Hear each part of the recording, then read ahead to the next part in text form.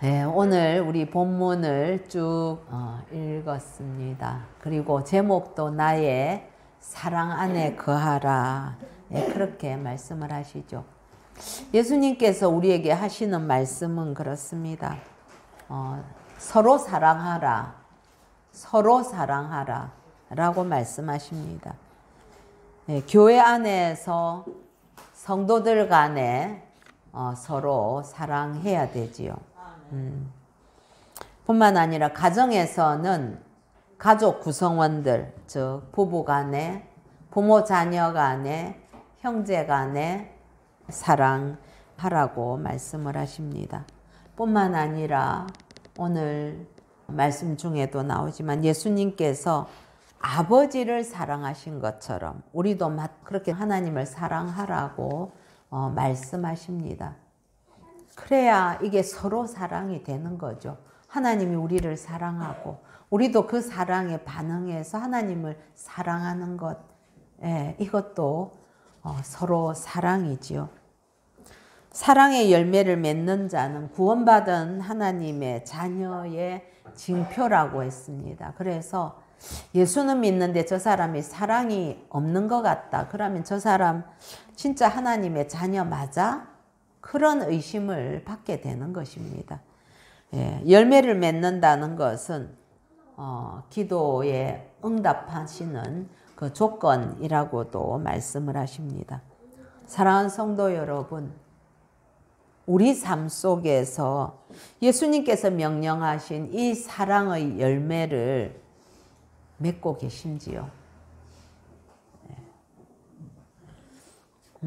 요즘은 기독교 안에서도 이게 사랑이라는 거 이야기하면 이게 사랑이 너무 희화화되어서 그야말로 가볍게 취급되고 이래서 참 낯간지럽고 이 간지러운 소리처럼 들리는 이 슬픈 현실을 우리는 참 엄중하게 받고 두려운 마음으로 받아야 될 것입니다. 입만 가지고 이렇게 저렇게 이야기하고 마음은 사랑이 아닌 그런 우리의 모습 이 시간 다시 한번 주님 앞에 내어놓고 그래서 주님에 대한 사랑과 이웃에 대한 사랑을 회복하게 해주시는 그 하나님의 은혜를 맛보시기를 간절히 소원합니다. 오늘 본문은 성도들 간 상호 간에 마땅히 있어야 될 그 관계와 책임에 대해서 말씀을 하고 계시죠.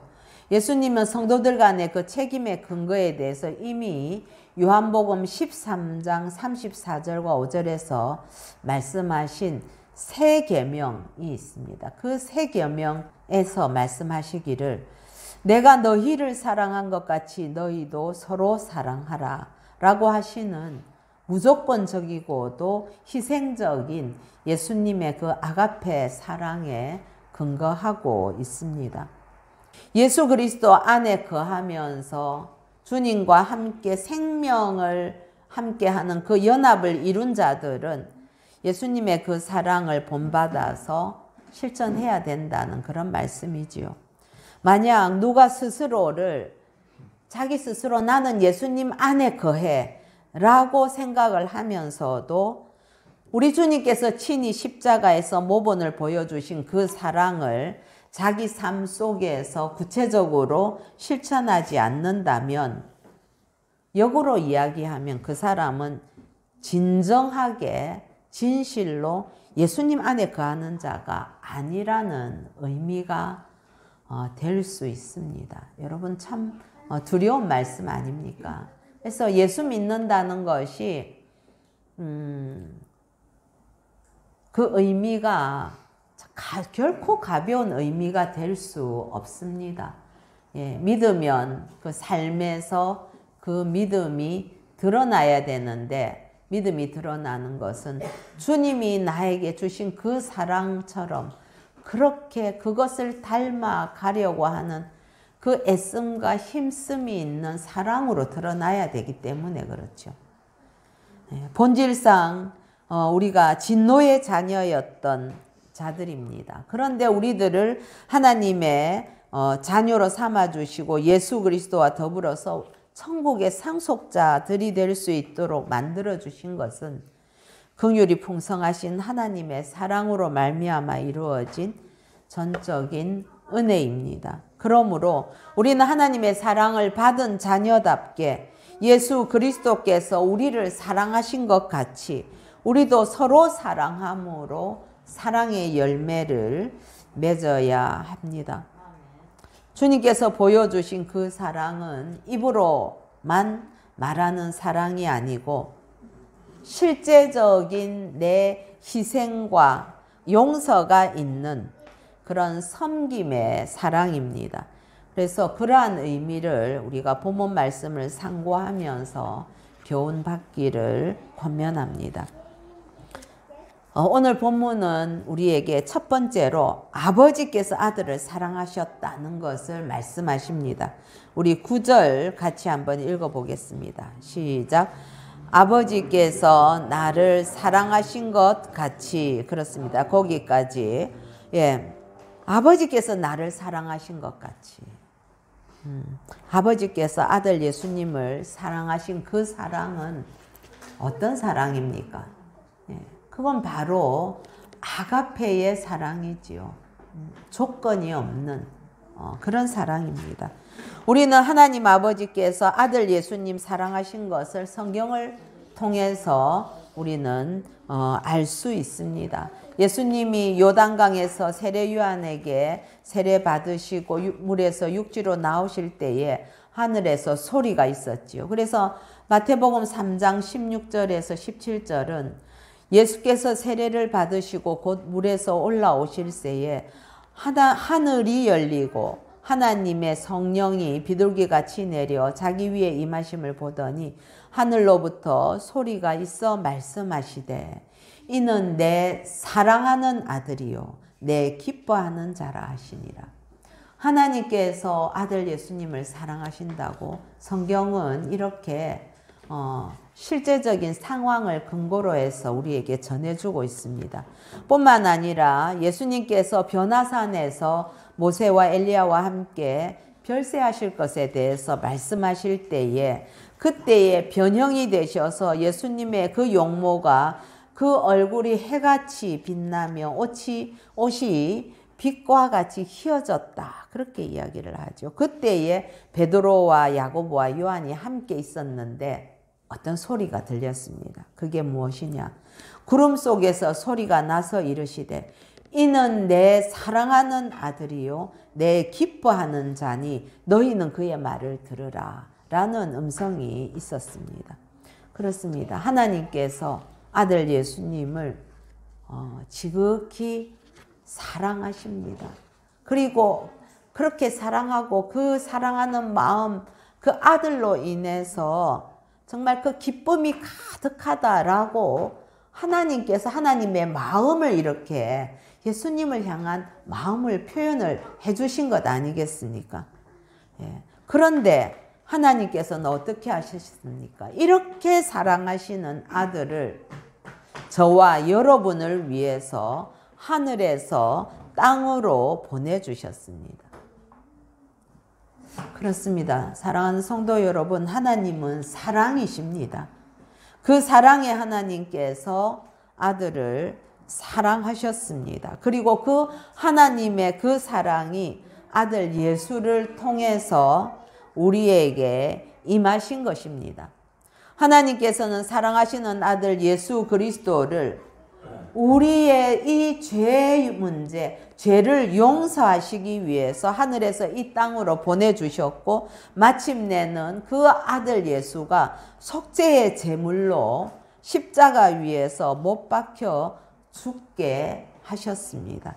이게 하나님께서 우리를 위해서 아들에게 행하신 일입니다. 여러분, 이 사랑을 기록한 찬송이 바로 304장입니다. 여러분, 우리 304장 보지 않아도 다 외울 겁니다. 우리 그 크신 하나님의 사랑 같이 한번 가사를 음미하면서 1절만 한번 불러보십시다. 그 크신 하나님의 사랑 말로 다 영영 못하네. 저 높고 높은 별을 넘어 이 낮고 낮은 땅 위에 죄범한 영혼 구하려 그 아들 보내사 화목제물 삼으시고 죄 용서하셨네. 하나님 크신 사랑은 증량다 못하네. 영원히 변치 않는 사랑 성도여 찬양하세.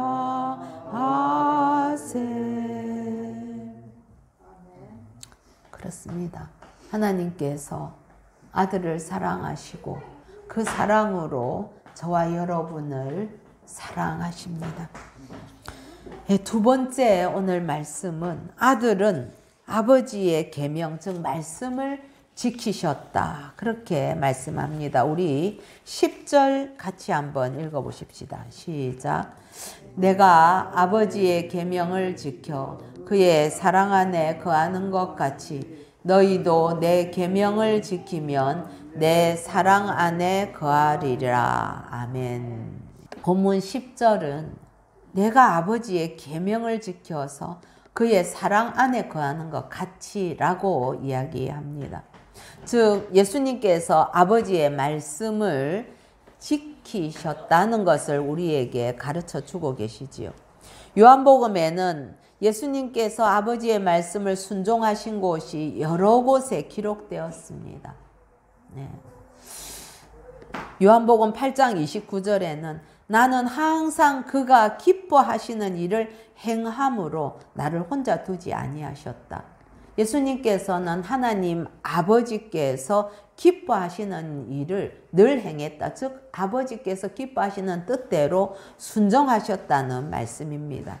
요한복음 10장 17절과 18절에 보면 내가 내 목숨을 버리는 것은 그것을 내가 다시 얻기 위함이니 이로 말미암아 아버지께서 나를 사랑하시느니라. 이를 내게서 빼앗는 자가 있는 것이 아니라 내가 스스로 버리노라. 나는 버릴 권세도 있고 다시 얻을 권세도 있으니 이 계명은 내 아버지에게서 받았노라. 예수님께서는 버릴 권세도 얻을 권세 있지만 하나님께서 원하시는 대로 아버지의 그 뜻을 좇아서 그 권세를 행하시고 순종하셨다는 걸 알 수 있습니다. 오늘 본문은 예수님께서 이 땅에서 사역을 하시면서 철저히 하나님 아버지의 뜻을 따라서 사셨던 것을 회고하시면서 이제 최후의 순종이 되시는 십자가 사건, 그것을 자원함으로 십자가를 지실 그 사역만을 남겨놓은 상태에서 제자들에게 하시는 교훈입니다. 여러분, 예수님께서는 끝끝내 십자가에 죽으시기까지 아버지의 계명, 아버지의 그 말씀을 지키셨습니다. 아버지가 아들을 사랑하신 것 같이 아들도 아버지에게 이 아가페의 사랑을 실천을 하십니다. 그러므로 사랑은 내 유익을 구하는 것이 아니고 상대방의 뜻에 맞추어서 행하는 것이 사랑입니다. 여러분, 사랑은 나를 기쁘게 하는 것이 아니고 상대방을 기쁘게 하는 것입니다. 우리가 하나님을 사랑한다는 것은 그래서 아버지의 말씀을 순종하는 것이 되지요. 우리 마음속에 하나님을 사랑하는 마음이 있을 때는 그분의 말씀을 순종하는 일이 기쁘고 즐거운 일이 됩니다. 그러나 우리가 하나님에 대한 사랑이 식어버리면 하나님의 말씀들이 부담스러워집니다.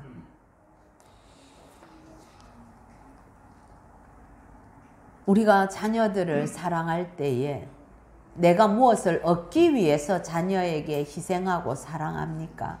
그것 아니지 않습니까?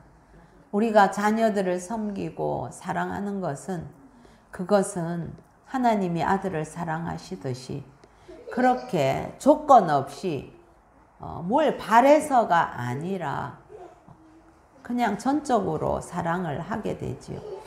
그래서 우리는 자녀를 키울 때에 이미 자녀로부터 오는 그 기쁨을 누림으로 말미암아 내가 자녀를 키운 그 모든 수고와 헌신과 희생에 대한 보상을 충분히 받은 것이지요. 그렇듯이 그렇게 사랑은 내 유익을 구하는 것이 아니고 상대방 뜻에 맞추는 겁니다.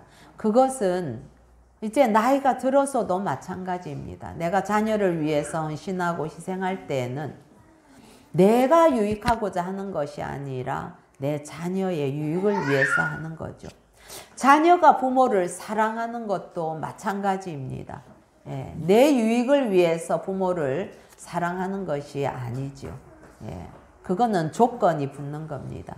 그러나 우리가 부모를 사랑할 때는 부모가 내게 어떻게 해주시든지 간에 그냥 그 부모가 계심으로 존재하심으로 감사하고 그래서 무조건적으로 부모에 대한 사랑이 뻗어나가는 것입니다. 하나님에 대한 사랑이 식어지면 하나님 말씀들이 부담스러워진다는 것입니다. 시편 119편 2절은 여호와의 증거들을 지키고 전심으로 여호와를 구하는 자는 복이 있다 이렇게 얘기하시고요.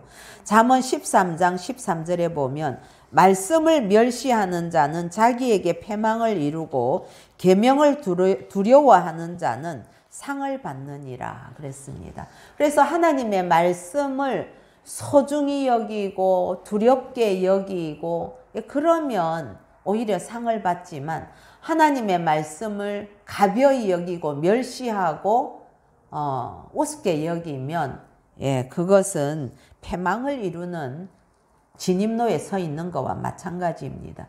예수님의 제자인 성도들은 예수님을 본받아서 하나님을 사랑해야 합니다. 그래서 마음을 다하고 목숨을 다하고 뜻을 다하고 힘을 다하여 주 하나님을 마땅히 사랑해야 되는 것이지요.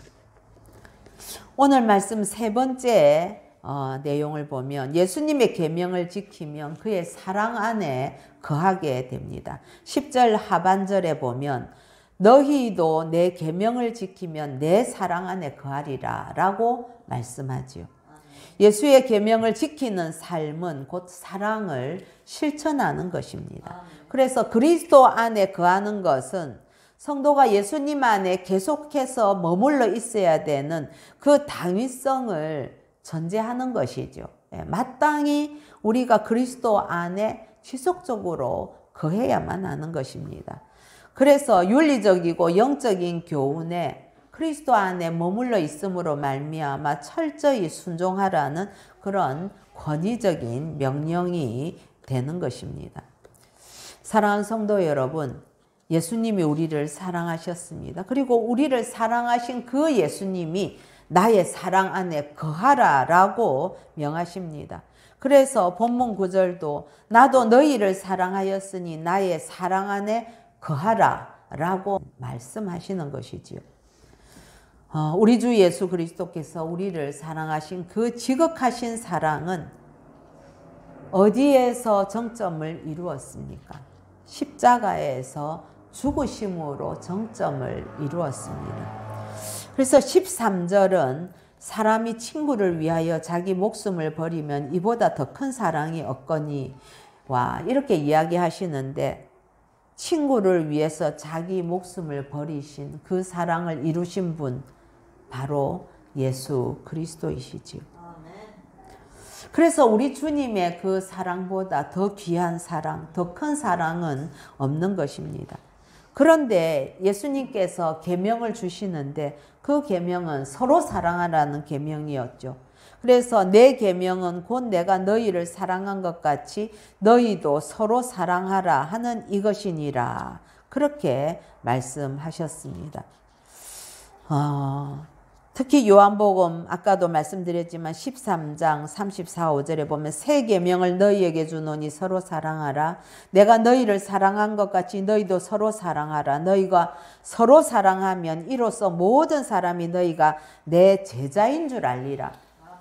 예수 믿으면서 서로 사랑하지 않는, 미워하고 비난하고 비판하고 그런 모습을 만약에 믿지 않는 자들이 본다면 그 사람을 향해서 예수의 제자라고 인정해 줄 수가 있겠습니까?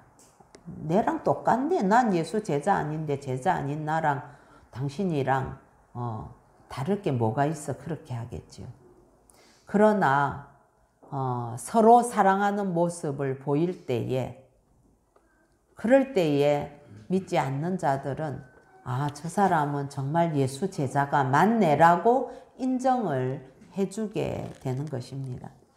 새로운 생명, 새 생명은 우리 신앙 공동체 구성원들 사이에서 헌신적이고 신적인 사랑을 이야기합니다.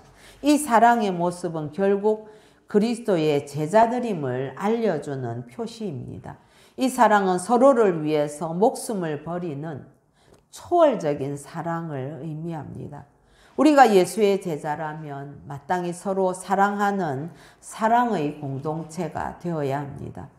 우리 교회 공동체는 그래서 사랑의 공동체가 늘 되는 것은 이미 우리가 사역적인 면에서 저렇게 예배 공동체, 전도 공동체, 말씀 공동체 이 7가지 공동체를 이야기하고 있지만 사랑의 공동체라는 것은 이미 그 이전에 그 사랑의 공동체가 전제되는 것입니다. 그게 우리의 정체성이기도 합니다. 우리 새생명교회는 예수님이 주신 이 새생명을 지켜나가는 사랑의 공동체가 되기를 간절히 소원합니다. 그래서 주님으로 받은 이 사랑, 그리고 우리가 서로 나누는 이 사랑을 통해서 우리 이 사랑이 우리 각 가정으로 그리고 이웃으로 흘러넘치는, 그래서 우리가 사랑의 통로가 되는 역사가 있어야만 할 것입니다. 요한일서 3장 16절은 그가 우리를 위하여 목숨을 버리셨으니 우리가 이로써 사랑을 알고 우리도 형제들을 위하여 목숨을 버리는 것이 마땅하니라 라고 말씀합니다. 그렇습니다. 여러분들 마음속에 우리가 이 하나님의 말씀을 들으면 내가 인간인데 어떻게 예수님처럼 그 사랑을 다 해? 라고 낙심도 되겠지요. 그러나 여러분, 주님 안에 거하면 이 사랑이 결코 불가능하지 않습니다. 우리가 자녀들을 사랑했던 사랑을 돌아보면 내 안에 이러한 사랑의 요소가 있다는 것을 여러분들도 발견하게 되실 겁니다. 그러나 우리 안에 진정한 이 하나님과 하나됨의 역사가 늘 우리 안에 있을 때는 주께서 나를 위해서 십자가를 버리셨던 그 희생의 사랑, 그것을 우리는 닮아가려고 하는, 사실은 우리가 남을 위해서 대신 죽을 그런 기회가 있습니까? 거의 없지요. 그러나 그 사랑을 사모하고 닮아가려고 하는 그 사랑이 우리 안에 일어나게 되는 것이지요. 네 번째, 오늘 사랑의 계명은 율법을 완성하는 길이다 라는 내용입니다. 사랑은 모든 율법을 완성하는 길입니다. 고린도전서 13장에 보면 우리가 하는 모든 일들이 사랑이 없으면 아무것도 아니라고 말씀하지 않습니까? 로마서 13장 10절은 사랑은 이웃에게 악을 행하지 아니하나니 그러므로 사랑은 율법의 완성이니라. 또 형제를 사랑하여 서로 우애하고 존경하기를 서로 먼저 하라고 로마서 12장 10절에서 얘기하고, 미움은 다툼을 일으켜도 사랑은 모든 허물을 가린다고 잠언 10장에서 이야기하십니다. 베드로전서 4장 8절은 무엇보다도 뜨겁게 서로 사랑할지니 사랑은 허다한 허물을 덮느니라 라고 말씀합니다. 여러분, 예수님께서는 계명을 완성하는 이 사랑의 법을 가르쳐 주셨어요. 첫 번째로는 사랑한다는 것은 상대를 있는 그대로 용납하는 것입니다. 상대의 잘못을 보지 말고 못 본 척 하라는 거죠. 하나님도 우리 잘못 다 보고 일일이 토를 달아서 얘기하지, 지적질 안 합니다. 하나님 우리 잘못 못 본 척 하시거든요. 우리도 상대의 잘못을 보지 말고 하나님께서 사랑하시는 상대의 영혼을 바라봐야 됩니다. 상대가 나한테 잘못했다 할지라도, 그렇다 할지라도, 그래, 저 사람도 나처럼 불완전한 사람이지, 나처럼이 들어가야 됩니다. 우리는 착각하지요. 상대가 잘못할 때 나는 완벽하다는 생각을 늘 하게 됩니다. 그러나 내가 완벽하지 않습니다. 마찬가지로 상대도 완벽하지 않지요. 그러나 그 완벽하지 않은 그 상대도 하나님께서 사랑하시는 영혼이라는 그것을 우리는 바라보아야만 합니다. 하나님께서 나를 용서하시고 나를 받아주신 그 사랑을 생각하면서, 그래, 하나님도 나 같은 거 다 용서해 주시고 받아주셨는데 나도 내 형제 자매, 내 이웃을 용서해야 되겠구나. 그래서 그 용서로 사랑을 하는 것입니다. 하나님께서 우리를 용서해 주셨습니다. 너희가 사람의 잘못을 용서하면 너희 하늘 아버지께서도 너희 잘못을 용서하시려니와 너희가 사람의 잘못을 용서하지 아니하면 너희 아버지께서도 너희 잘못을 용서하지 아니하리라. 마태복음에서 말씀하시고 7번씩 70번이라고 용서하라고 또 말씀하시지 않았습니까? 여러분, 상대가 나에게 잘못한 것 생각이 자꾸 나면 하나님 앞에 기도하시면서 하나님 빨리 용서의 마음을 주세요 해서 상대의 그 잘못에 대해서 자유하십시오. 왜 상대가 나한테 잘못한 것 때문에 내가 왜 거기에 늘 얽매여서 내 마음이 불편해야 됩니까? 빨리 잊어버려야죠. 용서해야죠. 용서하면 내가 자유롭습니다. 두 번째로, 사랑하는 것은 상대를 위해서 희생을 하는 것입니다. 사랑은 자기의 유익을 구하지 않는다는 그 말씀대로 예수님이 우리를 위해서 자신을 희생하셨지요. 우리도 살아가다 보면 희생하지 않고 사랑할 수 있는 방법은 없습니다. 여러분, 우리가 자녀들을 키울 때 얼마나 많은 희생을 했습니까? 그러나 그 희생을 우리는 결코 힘들어하지 않았습니다. 기꺼이 기쁜 마음으로 감당했고, 그 아기가 한 발자국 걷고 그냥 이렇게 한번 웃고 그렇게 길 가다가 우리 성훈이가 옛날에 어릴 때 민들레 꼽힌 거 하나 잘라와 가지고 저한테, 엄마한테 주는데, 예, 그러면 우리 그걸로 다 녹는 것 아닙니까? 예. 우리는 기쁜 마음으로 희생하는 것입니다. 교회를 위해서도, 이웃을 위해서도 이렇게 몸으로 희생하고 헌신하는 것 없이 입만 갖고 하는 거는, 그거는 잘못하면 위선이 될 수 있지요. 물론 우리 말로도 사랑한다고 표현해야지요. 그러나 잘못하면 그건 위선이 되는 겁니다. 세 번째로는 사랑하려면 이웃을 섬겨야 합니다. 섬김을 받으려고 하지 말고 내가 먼저 섬기면 됩니다. 그게 진정한 사랑입니다. 예수님께서도 섬김을 받으러 오신 것이 아니고 많은 사람을 섬기러 오셨다고 했는데, 예수님이 그렇게 하시겠다는데 하물며 우리가 어떻게 섬김을 받으려는 생각을 했어야 되겠습니까? 물론 교회 안에서도 질서가 있게 됩니다. 그래서 누군가는 섬김을 받고 섬김을 하는 사람도 있지요. 그러나 여러분, 연약한 자를 섬기는 것은 마땅한 우리의 태도입니다. 특별히 믿음이 연약한 자, 육신적으로 연약한 자, 마음이 연약한 자에 대해서는 우리가 전폭적으로 내가 섬기겠다는 자세를 가지셔야만 합니다. 우리는 항상 성령 충만함을 기도하면서 간구해야 합니다. 그래서 성령의 열매인 이 사랑의 열매를 맺어야만 하는 것이죠. 이것이 예수님께서 우리에게 주신 새 계명입니다. 성도는 이 사랑의 열매가 있어야만 예수의 제자라는 것을 증명할 수 있고 증명받을 수 있습니다. 그래서 요한복음 오늘 우리 15장 16절에 너희 열매가 항상 있게 하여 내 이름으로 아버지께 무엇을 구하든지 다 받게 하려 함이라 라고 그렇게 우리가 아버지 앞에 구하는 것에 대해서 응답하신다고 약속을 해 주셨습니다. 우리 모두는 이 사랑의 열매를 맺음으로 말미암아 예수님께서 기뻐하시는 예수님의 제자가 되고 그리고 주님 안에 거함으로 사랑을 나누는 우리 새생명교회 지체들 공동체가 되기를 예수님의 이름으로 축복합니다.